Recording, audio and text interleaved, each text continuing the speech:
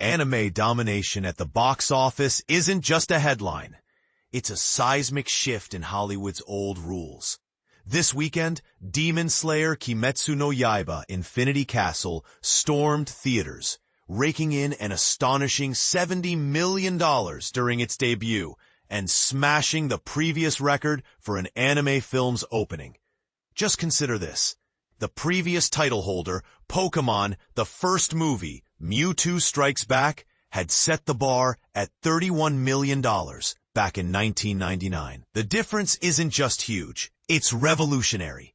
But here's where it gets controversial. Is the era of anime blockbusters finally here? Infinity Castle launches as the first entry in a planned trilogy wrapping up the Demon Slayer saga.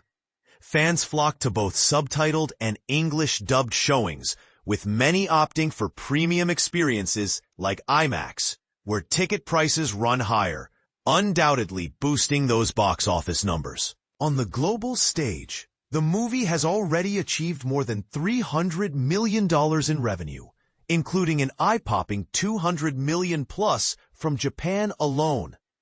That milestone now makes it the third highest earner in Japanese film history, just behind some truly legendary titles. Backing this phenomenon is Sony's Crunchyroll, its anime distribution arm, which sorely needed a smash hit after a summer of disappointments like Caught Stealing and less flashy releases such as Karate Kid Legends and I Know What You Did Last Summer. To truly underscore its impact, Infinity Castle even outperformed Bad Boys Ride or Die, which itself launched to a strong $56.5 million, claiming the title of Sony's biggest domestic theatrical opener in over 2 years. Meanwhile, last week's box office leader, Warner Brothers and New Line's The Conjuring, Last Rites, experienced a steep 69% drop, bringing in $26.1 million for runner-up status. So far, that Supernatural franchise installment has grossed $131.1 million domestically. But its momentum has clearly slowed. And this is the part most people miss. Both Infinity Castle and The Conjuring, Last Rites, blew past industry projections, injecting much-needed excitement into what was forecast to be a sluggish September for theaters.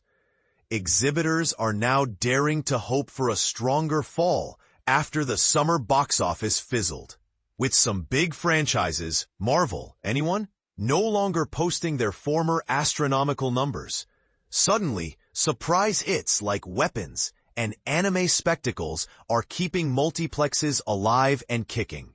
The wave of anime popularity also follows the success of Netflix's K-pop Demon Hunters, which not only became the platform's top-viewed movie this year, but also made waves at the box office through a sing-along theatrical event. A fascinating sign that audience tastes may be shifting. As Paul Dergarabedian, box office analyst at Comscore, cheekily put it, put Demon in your title and you're good to go. Animated films have a unique visual appeal tailor-made for the theater experience, and their global reach sets them apart from other genres.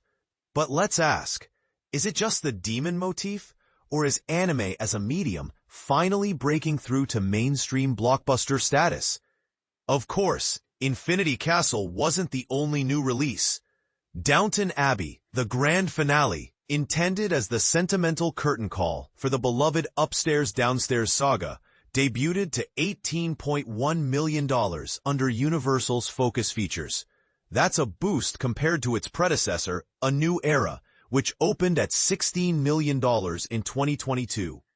The crowd for the grand finale skewed heavily female, 72%, primarily white, 73%, and older, 57% over age 55. A reminder of how franchise finales can unite dedicated fans for one last hurrah. Another newcomer, Lionsgate's Stephen King adaptation The Long Walk, slipped into fourth place with $11.5 million. Though its opening wasn't huge, the modest $20 million production budget means that financial risk for the studio is low, A smart move given the company's recent string of box office flops like Americana, Hurry Up Tomorrow, and Ballerina. Possibly brighter days are ahead though. Lionsgate's upcoming releases include The Housemaid, Aziz Ansari's Good Fortune, and the long-awaited Now You See Me, Now You Don't. For The Long Walk, the turnout was 59% male and 71% over age 25. Clear evidence that suspenseful thrillers still draw the adult crowd. Disney also made a splash by re-releasing Toy Story for its 30th anniversary, earning $3.5 million in 2,375 theaters. Proof that nostalgia can still pull audiences in, often across generations. Smaller screens saw Mubi's limited launch of The History of Sound, a historical romance starring Paul Mescal and Josh O'Connor. Showing in only 4 venues, it earned 85,786, an impressive 21,446 per screen, offering a glimpse into how art house releases are finding their niche. Altogether, thanks to Infinity Castle's smashing success, this box office weekend stands as one of the highest-grossing September weekends ever, with total ticket sales across all movies estimated at $145 million. That's a remarkable 50% jump compared to the same weekend last year, when Beetlejuice dominated box offices in its second week. As Paul Durgarabedian observed, September is becoming a month to remember at the box office. And that's good news, because summer really ended with a whimper. Here comes the hot take. Are theaters witnessing a permanent change in the kinds of films that make big money, or is this just a flash in the pan? Can anime sustain this blockbuster momentum, or will traditional franchises reclaim the crown? Share your opinions. Do you think the future of cinema belongs to anime and sleeper hits, or are the old favorites simply taking a breather? Drop your thoughts in the comments. Let's debate the direction Hollywood is truly heading.